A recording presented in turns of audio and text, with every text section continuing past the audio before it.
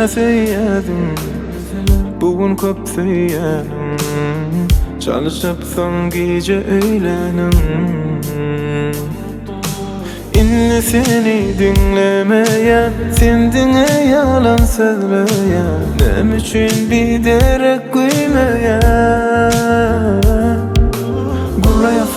Gurlayasaman, bana gerek değil inni mesela.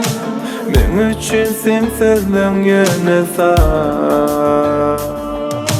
Gurlayasaman, bana gerek değil inni mesela.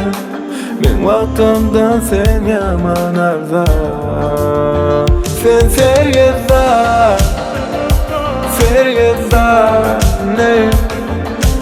Ömkülük yok seninni arzan. Bollun sergezar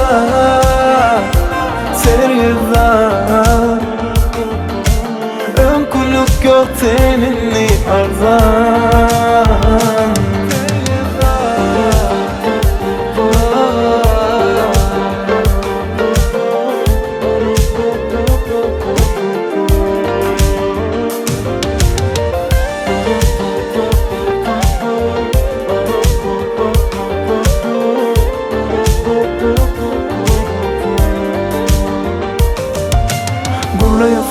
Gurlayasaman, bana gerek değil inni mesela.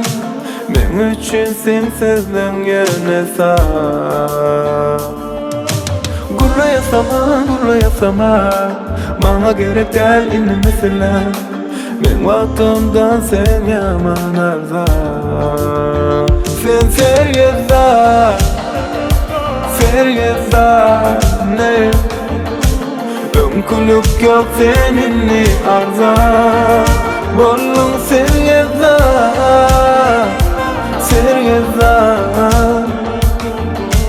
ömkülük yok seninni arzan.